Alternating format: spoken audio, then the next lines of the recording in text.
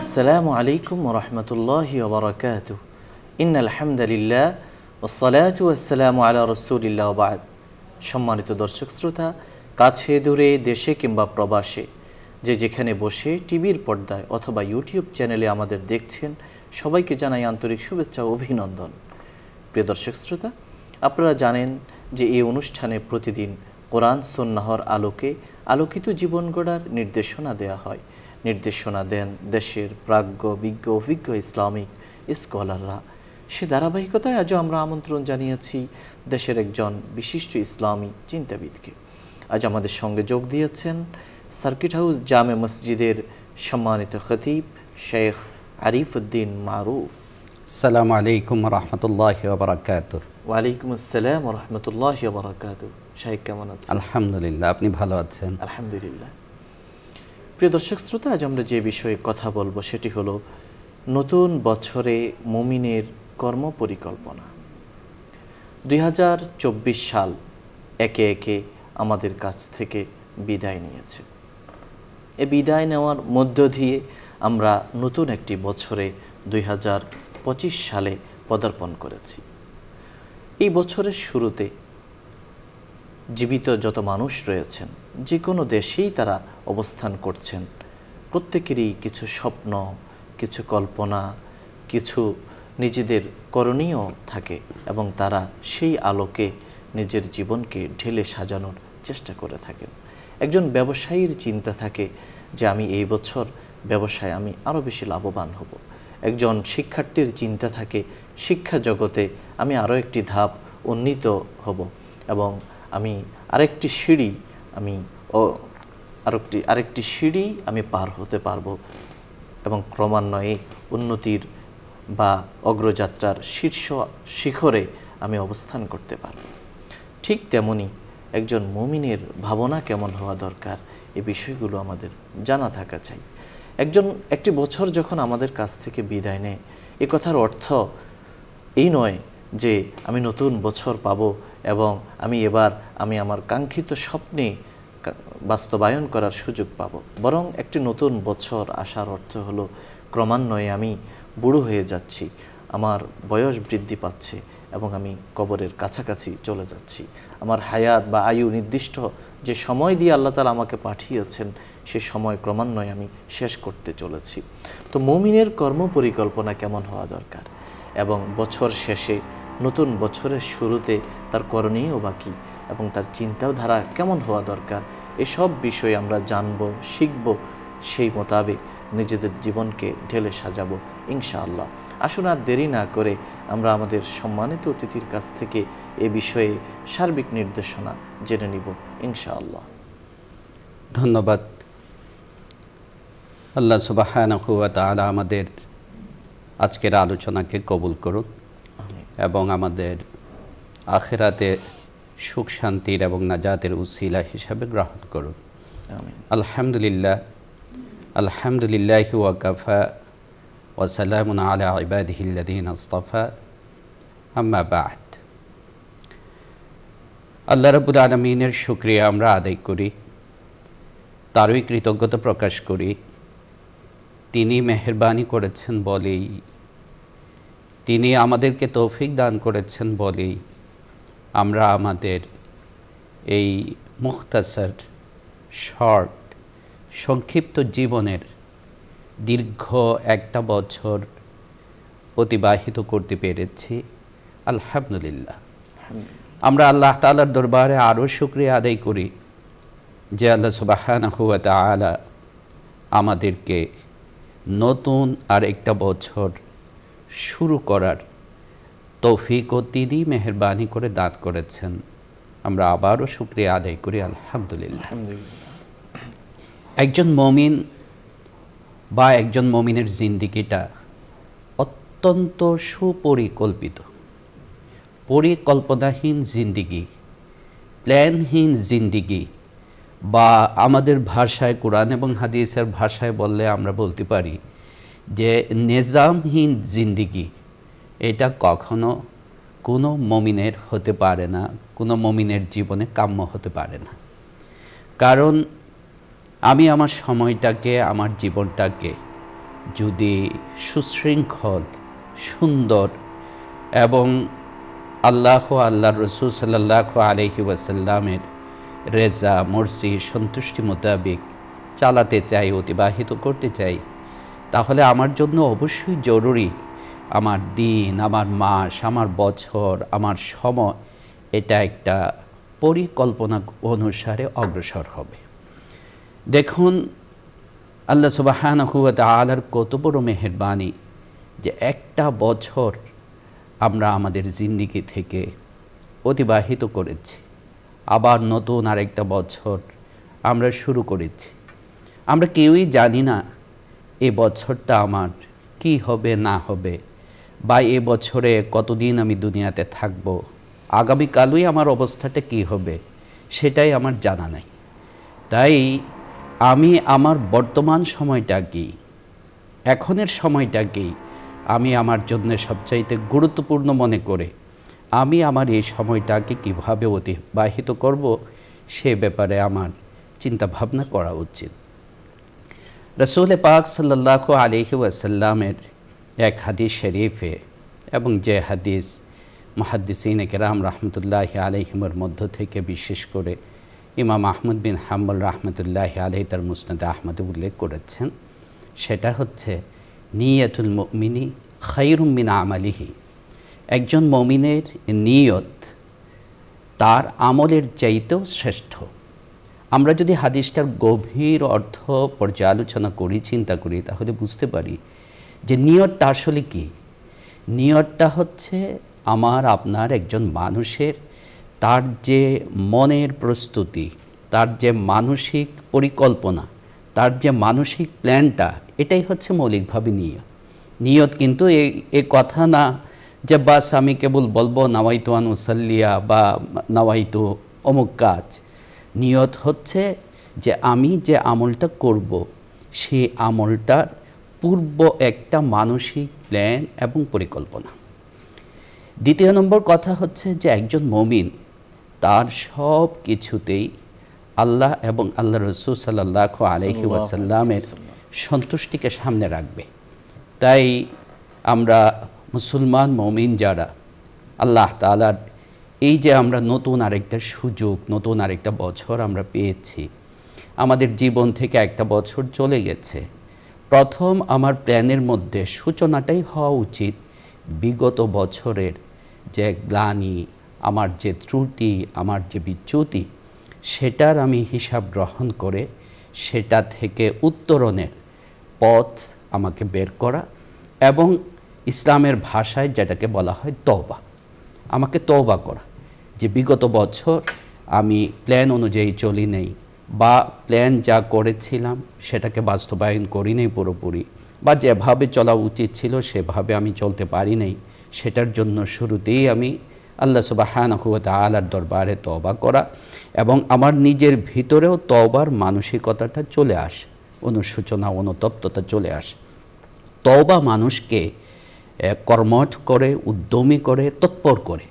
কারণ ভিতরে যখন তার ওই ফিলিংসের মধ্যে এই জিনিসটা আসবে, অনুভূতির মধ্যে, তার ভাবনার মধ্যে অনুতপ্ততা, অনুশোচনা আসবে, তখন সামনে সে আরও বেশি সতর্ক এবং সাবধান হয়ে যাবে, আরও বেশি সে তৎপর হয়ে যাবে। দ্বিতীয় নম্বর যে প্ল্যান আমার পরিকল্পনার মধ্যে আসা উচিত সেটা হচ্ছে যে আল্লাহ সুবহানাহু ওয়া তাআলার শুকরিয়া আদায় করা। কি শুকরিয়া আদায় করা? যে আল্লাহ সুবহানাহু ওয়া তাআলা মেহেরবানি করে আমাকে আবার সুযোগ দিয়েছেন। আমরা যদি চিন্তা করি তাহলে বহু মানুষ এরকম পাবো যে আপনার 30শে ডিসেম্বর, 31শে ডিসেম্বর তিনি দুনিয়া থেকে চলে গেছেন। এই যে নতুন আরেকটা বছর আমার জিন্দেগির, নতুন আরেকটা সুযোগ আমি পেয়েছি, সেটার জন্য আল্লাহ সুবহানাহু ওয়া তাআলার দরবারে আমি শুকরিয়া আদায় করা। তৃতীয় নম্বর হচ্ছে যে একজন মুমিন সে কিভাবে তার জিন্দেগিটাকে, সারা বছরটাকে আল্লাহ সুবহানাহু ওয়া তাআলা যেভাবে অতিবাহিত বা আদায় করতে বলেছেন সেভাবে সে পরিচালনা করা। রাসূল পাক সাল্লাল্লাহু আলাইহি ওয়াসাল্লাম যেভাবে তাকে চলতে বলেছেন সেভাবে চলা।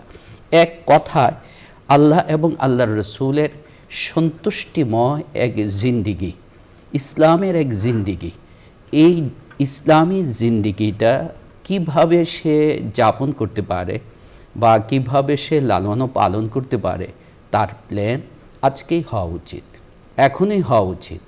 কারণ আমার জিন্দিগির ওই সময়টাই আমার জন্যে লাভ বয়ে আনবে, আমার জন্যে সুবিধার হবে, কল্যাণ বয়ে আনবে, যে সময়টা আমি আল্লাহ রসুল সাল্লাল্লাহু আলাইহি ওয়াসাল্লামের সন্তুষ্টির মধ্যে অতিবাহিত করেছি।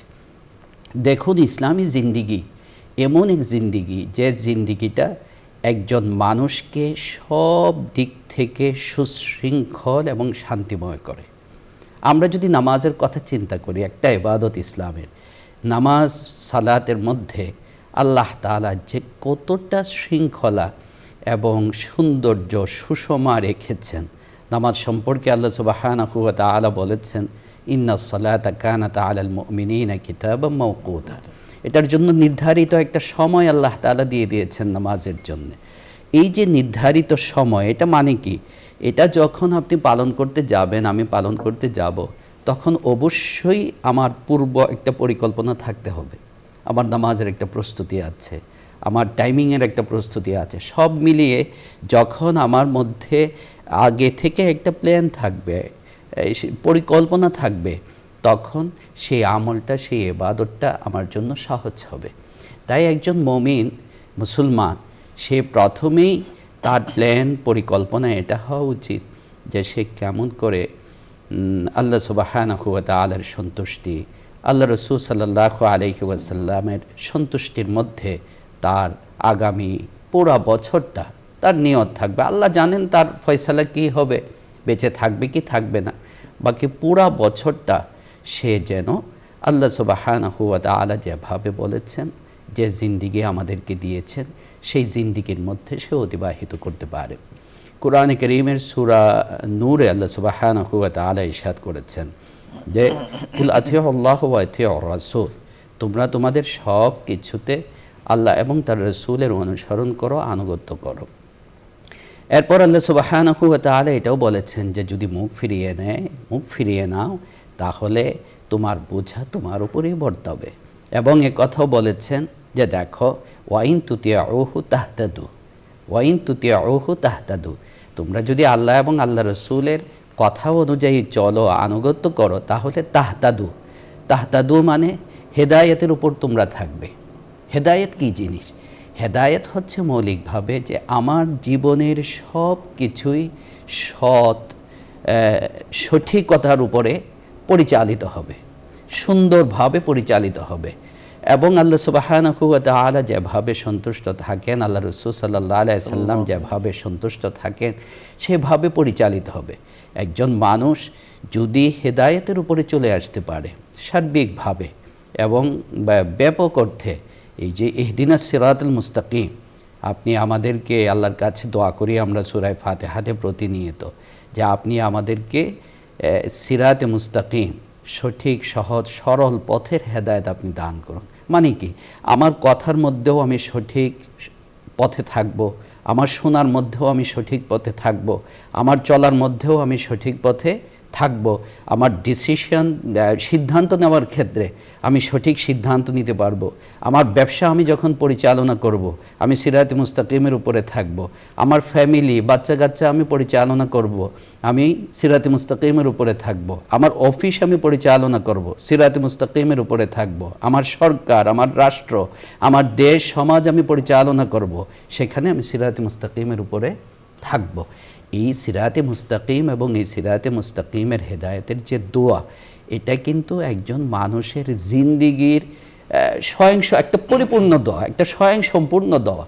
যে একজন মানুষ যদি তার সব কিছুতে সিরাতে মুস্তাকিমের সন্ধান পেয়ে যায়, খোঁজ পেয়ে যায়, তাহলে সে জীবনে সফল।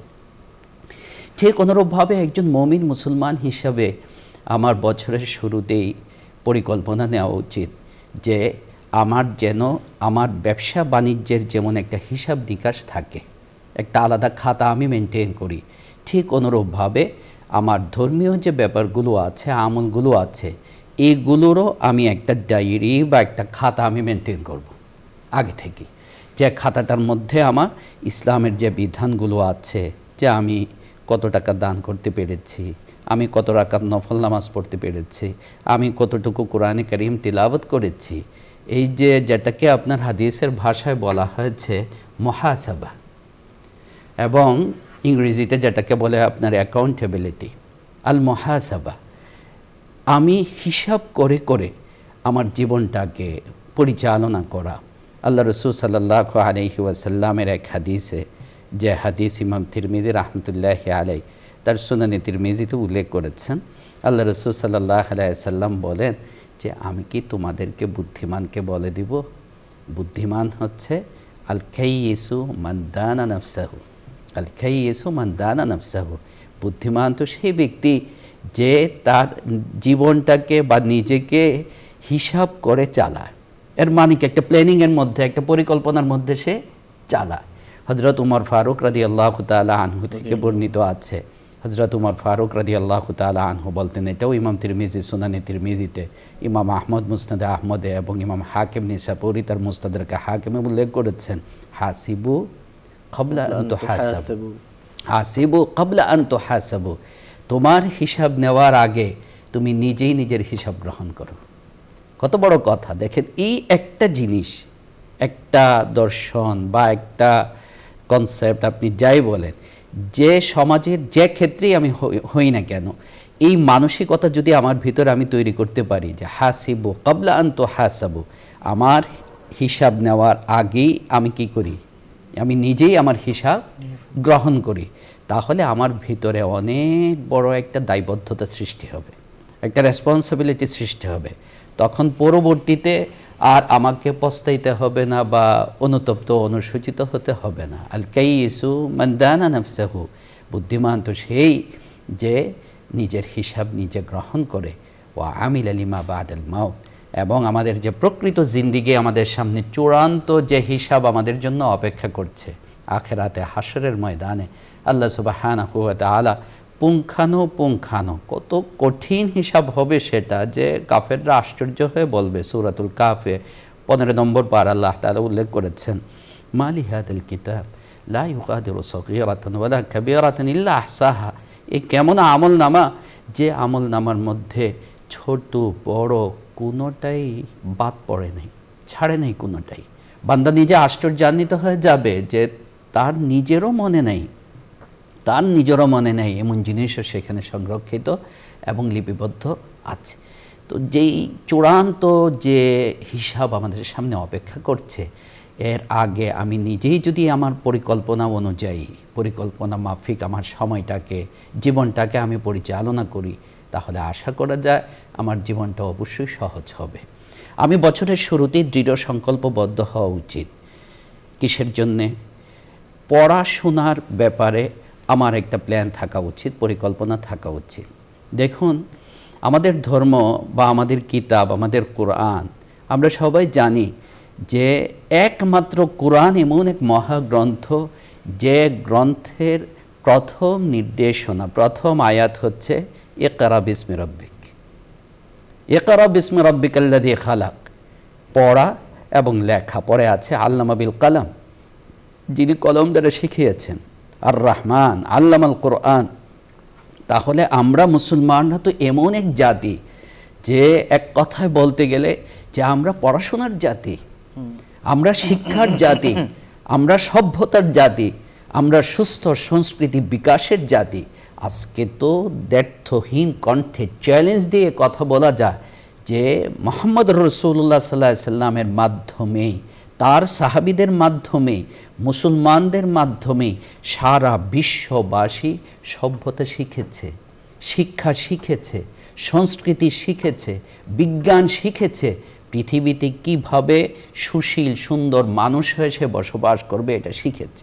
আজকে যদি কোরআন না থাকতো, আজকে যদি মুহাম্মদুর রাসূলুল্লাহ সাল্লাল্লাহু আলাইহি সাল্লামের আগমন না ঘটতো, দুনিয়ার মানুষের যে কী অবস্থাটা হতো, এ তো আমরা এর আগের সময়টা একটু চিন্তা করলেই বুঝতে পারি।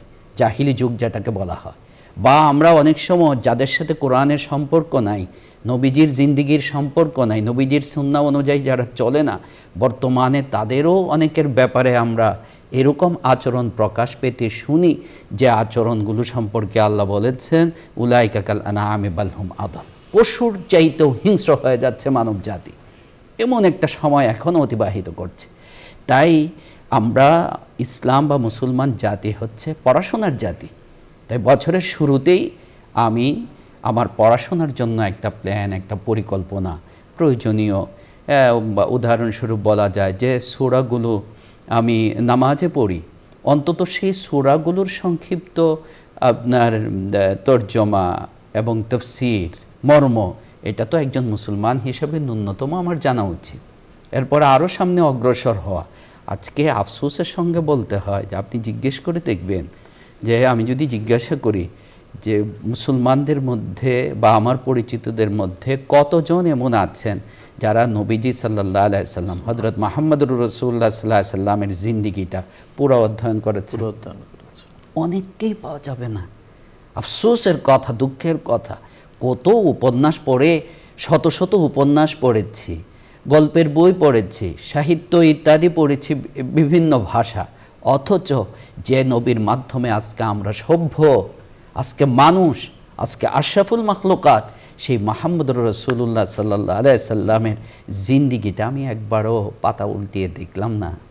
মুসলমান হওয়া সত্ত্বেও আজকে তো নবীজি তো এরকম মহান ব্যক্তি যে যার জিন্দেগির শ্রেষ্ঠত্বের সাক্ষ্য কাফেররা পর্যন্ত দিয়েছে, অমুসলিমরা পর্যন্ত দিয়েছে যে না, এরকম সুন্দর আদর্শের সুষমামণ্ডিত, এরকম সুশীল, এরকম স্বচ্ছ নির্মল পৃথিবীর ইতিহাসে কারো জিন্দেগির ব্যাপারে আপনি বলতে পারবেন না, একমাত্র মুহাম্মদুর রাসূলুল্লাহ সাল্লাল্লাহু আলাইহি ওয়াসাল্লাম। তাই এক্ষেত্রে আরেকটা পরামর্শ আমি এটাও দিব, যারা বিভিন্ন বিষয়ের স্পেশালিস্ট, যারা বিভিন্ন সাবজেক্টের, যেমন যিনি অর্থনীতিবিদ, তিনি হয়তো পড়াশোনা করেছেন আধুনিক অর্থনীতির উপরে, আমি তার কাছে বিনীতভাবে আবেদন করব, তিনি যদি ইউনিভার্সিটির প্রফেসর হন বা তিনি যে কোনো একজন অর্থনীতিবিদ হন, নবীজি সাল্লাল্লাহু আলাইহি সাল্লামের অর্থ দর্শনটা কি সেটাও আপনি পড়ুন। যিনি চিকিৎসা বিজ্ঞানী আছেন, ডাক্তার আছেন, আমি তাকে বিনীতভাবে দরখাস্ত পেশ করব, নবীজি সাল্লাল্লাহু আলাইহি সাল্লামের হাদিসে চিকিৎসা বিজ্ঞানের মৌলিক ধারণা কি দেওয়া আছে সেটা আপনি পাঠ করুন।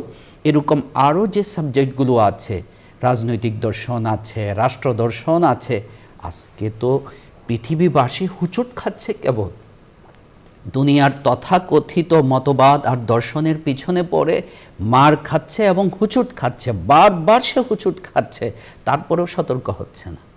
এখনও কি সময় হয় নাই আপনার নবীর দর্শনটা একবার দেখুন, একবার পাঠ করে দেখুন। আপনি শিক্ষিত মানুষ, আপনি শিক্ষিত মানুষ হয়ে আপনি এত দর্শন পড়েছেন, অথচ আপনার নবীর রাজনৈতিক দর্শনটা আপনি পড়েননি। আজকে জিজ্ঞেস করে দেখবেন তো আমাদের রাজনীতিবিদ যারা আছেন, কতজন আছেন যে বিশ্বনবী সাল্লাল্লাহু আলাইহি সাল্লামের রাজনৈতিক দর্শন সম্পর্কে তিনি স্টাডি করেছেন। যিনি অর্থনীতিবিদ আছেন, কতজন পাবেন যে নবীজির অর্থ দর্শন সম্পর্কে তিনি পড়েছেন। তাই একজন মুসলমান হিসাবে যা হয়ে গেছে হয়ে গেছে, সামনে আমি একজন মুসলমান হিসাবে আমার বছরের শুরুতেই এই প্ল্যান এবং পরিকল্পনা যে আমরা তো শিক্ষার জাতি, পড়াশোনার জাতি, তাই আমার মাসের, সপ্তাহের বা দিনের একটা সময় আমার থাকা উচিত নির্ধারিত, যে সময়টা আমি পড়াশোনা করে অতিবাহিত করব। কিছু না কিছু আমি প্রত্যেক দিন অবশ্যই পড়ব। আজকে আমি আপনার লন্ডনে গিয়েছি, আমেরিকাতে গিয়েছি, ওদের অমুসলিম প্রফেসর, মানে আমি আশ্চর্যান্বিত হয়ে গেছি যে তারা বুড়ো বয়সেও যে পড়াশোনা করে, এক একজনের 60 বছর 55 বছর হয়ে গেছে, বুড়ো বয়সে যে পড়াশোনাটা করে, আমরা সেই পড়াশোনাটা করি না। এবং এরকম বহু পাবেন আপনি যে একজন প্রফেসর 5টা 7টা 6টা ভাষা তিনি জানেন না, আমাদের কতজন পাবেন এরকম? তাই তৃতীয় নম্বর আমি বলবো, আমার প্ল্যানের মধ্যে এটাও থাকা উচিত যে আমার ভাষা দক্ষতা অর্জন করা। এটাও ইসলামে অত্যন্ত অপরিহার্য একটা বিষয়। সাহাবায়ে কেরাম কতটা স্মার্ট এবং আধুনিক ছিলেন, যা যায়েদ ইবনে সাবিত সম্পর্কে আপনি জানেন যে তৎকালে আল্লাহ রাসূল সাল্লাল্লাহু আলাইহি সাল্লামের প্রয়োজন ছিল হিব্রু ভাষা সম্পর্কে একজন শিক্ষক। মাত্র 17 দিনে হিব্রু ভাষা তিনি আয়ত্ত করে ফেলেছিলেন। কতটা আগ্রহ থাকলে, অথচ তিনি তখন তরুণ, কতটা আগ্রহ থাকলে একজন এই জিনিসটা পারে। ঠিক অনুরূপভাবে ইসলাম একটা সামাজিক ধর্ম। সমাজের কল্যাণকর যত কিছু আছে সবই ইসলামের মধ্যে আছে। আমরা সবাই জানি যে আল্লাহ রাসূল সাল্লাল্লাহু আলাইহি সাল্লাম কত দ্ব্যর্থহীন এবং সুস্পষ্ট ভাষায় তিনি ঘোষণা করেছেন, লা ইয়াদখুলুল জান্নাতা কাত্তাত, আত্মীয়তার সম্পর্ক ছিন্নকারী সে কখনো জান্নাতে প্রবেশ করবে না। আমি যদি আমার নিজের ব্যাপারেই বলি যে আমি যদি আজকে থেকেই আমার প্ল্যান থাকে যে মাসে একবার অন্তত আমার ভাই বোন, আমার চাচা চাচি, আমার আত্মীয় স্বজন যারা আছে তাদের আমি খোঁজ নেব, আগে থেকে আমার ডায়েরিতে এটা প্ল্যান থাকবে। না হলে হয় কি, আজকে না কালকে করতে করতে আমার নিজেরই দেখেছি মাসের পর মাস চলে যায়, আমার আপনজনের সাথে আমার দেখা হয় না, কথা হয় না। আগে থেকেই যদি আমার এই প্ল্যানটা থাকে, আমার ডায়েরিটা আমি লক্ষ্য করি বা আমার নোটবুকটা আমি লক্ষ্য করি, এই মাসে তো আমার এটা করার ছিল বা এই সপ্তাহে আমার এটা করার ছিল, আমি করি নাই, সাথে সাথে আমি এখন তো যোগাযোগ ব্যবস্থা কত উন্নত, এবং আপনার আমার কাছে অনেক সময় আনন্দও লাগে, যদিও উলামায়ে কেরাম এ ব্যাপারে নিষেধ করে, এই যে ভিডিও কল, বাসায় যারা ওই যে কাজে সহযোগিতায় থাকে গ্রাম থেকে আনি যারা, এরাও এখন ঢাকাতে বসে তার মার সঙ্গে তার বাবার সঙ্গে কথা বলছে। জি, অর্থাৎ ওই যে লোনলিনেস, যেটা নিঃসঙ্গতা, একাকিত্ব, পরিবার থেকে দূরে, এটার ফিল হয় না এখন। ভিডিও কল হয়ে গেলে সে তো তার কি বলে এটাকে, ভাই বোন, ছোট ভাই বোন বা মা বাবা তাকে দেখতে পাচ্ছে প্রতিনিয়ত। যাই হোক, তো আমি যে কথাটা বলতে চাচ্ছি সেটা হচ্ছে যে তার এই প্ল্যানটা বছরের শুরু থেকেই হওয়া উচিত, একটা সামাজিক প্ল্যান এটাকে আমরা বলবো। সামাজিক প্ল্যান মানে যে এখানে সমাজ এবং সামাজিকতার সাথে সম্পর্কিত যে বিষয়গুলো আছে এগুলোরও একটা প্ল্যান প্রোগ্রাম আমার আগেই থাকা উচিত। এই যে এখন শীতের মৌসুম অতিবাহিত হচ্ছে, কত কষ্টে আছে আমরা ঢাকাতে, মাত্রই কয়েকদিনে শীত এখন শুরু হয় আমরা কাবু হয়ে যাচ্ছি, আর আপনার উত্তরবঙ্গ আরও বিভিন্ন এলাকা আছে। আমার যদি এটা আগে থেকে প্ল্যান থাকতো যে আমার ইনকামের একটা অংশ আমি শীতার্ত মানুষের জন্য খরচ করব প্রতি বছর, প্ল্যান থাকলে সহজ হয়ে যায়, আর প্ল্যান না থাকলে দেখবেন হয় না। আমার যতটুকু ইনকামই আছে অতটুকু থেকে আমি যদি 5 টাকা করে, 1 টাকা করে, 100 টাকা করে প্রত্যেকের সামর্থ্য অনুসারে আমি এটা সঞ্চয় করি, জমাতে থাকি, বিন্দু বিন্দু সিন্ধু, একদিন আমি 1 মাসে না হোক, 5 মাসে না হোক, 1 বছরে না হোক, 2 বছরে দেখা যাবে এমন একটা সাফিসিয়েন্ট অ্যামাউন্ট হয়ে গেছে যে অ্যামাউন্টটা দিয়ে আমি একজন মানুষের একটা প্রয়োজনকে পূরণ করে দিতে পারি। আরও ইসলামের যে সামাজিক যে সমস্ত কাজগুলো আছে, আত্মীয়দের খোঁজখবর নেওয়া, এরপর আপনার রুগ্ন ব্যক্তি, ওয়ারিশরা রয়েছে, ওয়ারিশদের সম্পদগুলো বন্টন করে দেওয়া, এই সবগুলো আমার বছরের শুরুতেই প্ল্যান হওয়া। অর্থাৎ একটা চিহ্ন, একটা পৃথিবীতে আপনি যে এসেছেন পরিবারের জন্য, সমাজের জন্য যে আপনার দায়বদ্ধতা আছে, তার জায়গা থেকে কিছু করা। শুকরিয়া মোহতারাম, আপনি আমাদের নতুন বছরে কর্ম পরিকল্পনা সম্পর্কে বিভিন্ন গুরুত্বপূর্ণ সাজেশন আপনি আমাদের দিয়েছেন, আমরা উপকৃত হয়েছি। প্রিয় দর্শক শ্রোতা, আজ আমরা যে বিষয়ে আলোচনা শুনলাম তা হলো নতুন বছরে মুমিনের কর্ম পরিকল্পনা। শায়েখ আমাদেরকে খুব সংক্ষিপ্ত সময়ের মধ্যে বিস্তারিত নির্দেশনা দিয়েছেন এবং তিনি বলেছেন যে একজন মুমিনের গোটা জীবনই সুপরিকল্পিত এবং একজন মুমিনের জন্য প্রতিটি কাজে নিয়ত করা জরুরি, এবং এই নিয়ত হলো তার মনের পরিকল্পনা। মনকে নির্দিষ্ট কাজে সুশৃঙ্খলভাবে, সুবিন্যস্তভাবে স্থির করা, যাতে করে সে কাজটা যথাযথভাবে করতে পারে। নতুন বছরে আমাদের সর্বপ্রথম করণীয় হলো আল্লাহ রাব্বুল আলামিনের শুকরিয়া আদায় করা, যিনি আমাদেরকে একটি হায়াত দান করেছেন, একটি বছর শেষে নতুন আরেকটি বছরে তিনি আমাদেরকে পদার্পণ করার সুযোগ দিয়েছেন। এরপর আমাদের সবচেয়ে বড় গুরুত্বপূর্ণ যে জিনিস লক্ষ্য করার, সেটা হলো ইসলামময় জীবন গড়ার সর্বাত্মক প্রচেষ্টা। আল্লাহ এবং আল্লাহর রসুলের সন্তুষ্টি মোতাবেক জীবনকে গড়া, এটাই হোক এই বছরের, নতুন বছরের দৃপ্ত শপথ। আমার মাধ্যমে যেন নামাজ কাজা না হয়, মানুষের হকগুলো যেন আমি আদায় করতে পারি, আল্লাহর পক্ষ থেকে যে ফরজ ওয়াজিব ইবাদতের নির্দেশনা দেওয়া হয়েছে সেগুলো যেন আমি পালন করতে পারি, নবী করিম সাল্লাল্লাহু আলাইহি সাল্লামের যে সুন্নাহ রয়েছে সেগুলো যেন আমার জীবনে প্রতিফলিত করতে পারি, আর যেন কোনো আমল ছুটে না যায় সেই দৃঢ় প্রতিজ্ঞা আমাদের মধ্যে থাকা দরকার এবং এর জন্য আল্লাহর কাছে দোয়া করা, আল্লাহ যেন আমাদেরকে হেদায়েতের উপর উঠিয়ে দেন, আমাদের যেন সিরাতে মুস্তাকিমের উপর উঠিয়ে দেন, আমাদের গোটা জীবন যেন একেবারেই পরিপাটি পরিচ্ছন্ন ইসলামময় হয়ে ওঠে।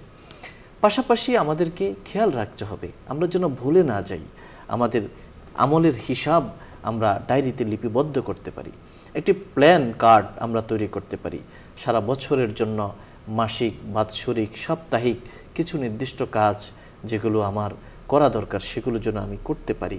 সে মুহাসাবা এবং নিজের হিসাব নেওয়া, আমলের কোথায় কোনটা করা দরকার ছিল সেটা যেন আমরা করতে পারি, আর যেটা করতে পারিনি তার জন্য ক্ষতিপূরণের ব্যবস্থা করা। শাইখ আমাদেরকে নির্দেশনা দিয়েছেন নতুন বছর হোক আমাদের পড়াশোনার বছর। এই বছর যেন আমরা ইসলামের গুরুত্বপূর্ণ বিষয়গুলো নিয়ে যা আমাদের জানা প্রয়োজন সেগুলো যেন আমরা জানতে পারি। পাশাপাশি যারা যে বিষয়ে অভিজ্ঞ তারা যেন সেই সংশ্লিষ্ট বিষয়ে ইসলামের নির্দেশনা এবং ইসলামের যে চিন্তাধারা সেগুলো যেন জেনে নিতে পারেন, এবং সেই চেষ্টা আমরা করব। সর্বোপরি একজন মানুষকে পৃথিবীতে পাঠানো হয়েছে আল্লাহর প্রতিনিধি হিসেবে। পৃথিবীর মধ্যে আমাদের অনেক কিছু করবার আছে, আমার পরিবার, আমার সমাজ, আমার রাষ্ট্রের জন্য অনেক কিছুই করার আছে। আমার মৃত্যুর আগে আমি যেন কিছু চিহ্ন রেখে যেতে পারি সমাজের জন্য, এতিম অসহায় মানুষের জন্য, শীতার্ত মানুষের জন্য, বিধবা এতিম অনাথের জন্য, এবং পৃথিবীর বুকে যেন আমার পদরেখা, পদচিহ্ন বেঁচে থাকে আমি মারা যাওয়ার পরেও। এই স্বপ্নে, এই পরিকল্পনায় আমরা সবাই সাজানোর চেষ্টা করি নতুন বছর।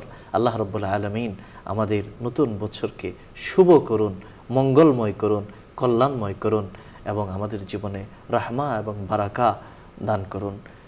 আজ আলোচনা এই পর্যন্তই। প্রিয় দর্শক শ্রোতা, আলোচনার এই পর্যায়ে আমরা সংক্ষিপ্ত মোনাজাতে অংশগ্রহণ করব। আপনারা চাইলে আমাদের সঙ্গে মোনাজাতে শামিল হতে পারেন।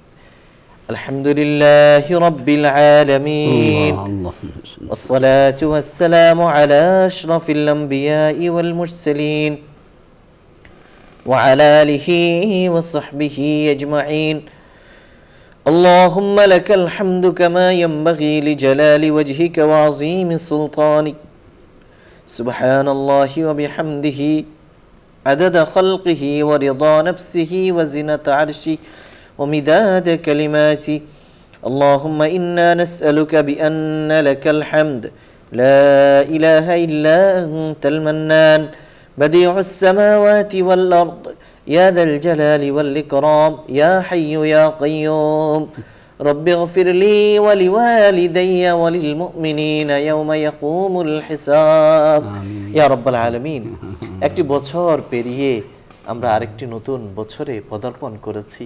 আল্লাহ, এটা আমাদের নিজেদের হাতের কামাই নয়, এটা আপনার পক্ষ থেকে একান্ত অনুগ্রহ এবং দান। আল্লাহ, আপনি আমাদেরকে যে হায়াত বৃদ্ধি করেছেন এই হায়াতকে যথাযথভাবে কাজে লাগানোর তৌফিক আপনি দান করুন। ইয়া রাব্বাল আলামিন, আমাদেরকে আমলময়, ইসলামময় জীবন গড়ার তৌফিক দান করুন। আপনি মুসলমান হিসাবে আমাদের কবুল করে নিন। আল্লাহ, নতুন বছর যেন আমরা আপনার খাঁটি বান্দা হতে পারি সেই সৌভাগ্য আমাদের দান করুন। আমাদের জীবন থেকে যে বছরগুলো হারিয়ে গেছে, অনেক ইবাদত আমল করার নির্দেশনা আপনার পক্ষ থেকে ছিল, কিন্তু আমাদের অযোগ্যতার কারণে, অবহেলার কারণে, অলসতার কারণে, আল্লাহ দুনিয়া প্রীতির কারণে, আল্লাহ গুনাহের প্রতি আমাদের অনুরাগের কারণে আল্লাহ আমরা বুঝে না বুঝে, ইচ্ছায় অনিচ্ছায় অনেক ক্ষতি, অনেক ত্রুটি আমাদের মাধ্যমে হয়ে গেছে। আল্লাহ, বছরের শুরুতে আমরা আপনার কাছে বিগত দিনের জন্য তাওবা করছি, আপনি আমাদের তাওবা কবুল করুন, বাকি জীবন গুনাহমুক্ত থাকার তৌফিক দান করুন। ইয়া রাব্বাল আলামিন, ইয়া রাব্বাল আলামিন, তৌফিক আপনার পক্ষ থেকে হয়ে থাকে। আল্লাহ, বান্দা শত চেষ্টা করেও আল্লাহ ভালো কাজ করতে পারবে না যদি আপনার ইরাদা এবং আপনার তৌফিক যদি না হয়। ইয়া আল্লাহ, আমৃত্যু আমাদেরকে আপনি আপনাকে সেজদা করার তৌফিক দান করুন। ইয়া রাব্বাল আলামিন আমাদের জীবনকে সুখ সমৃদ্ধিতে ভরপুর করে দিন।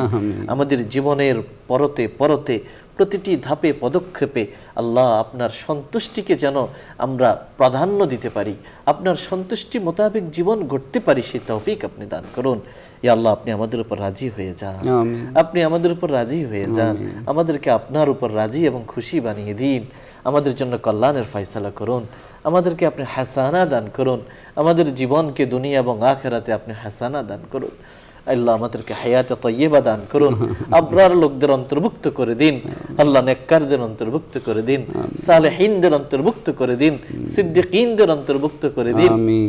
ইয়া রাব্বাল আলামিন আমাদেরকে সিরাতে মুস্তাকিম দেখিয়ে দিন, সরল সহজ পথ দেখিয়ে দিন, সত্য পথের দিশা দিয়ে দিন, আলোর পথে পরিচালিত করুন। আল্লাহ হেদায়েত এবং গোমরাহি আল্লাহ যেন আমরা পার্থক্য করতে পারি সেই তৌফিক দান করুন, সেই সহি বুঝ আমাদের দান করুন।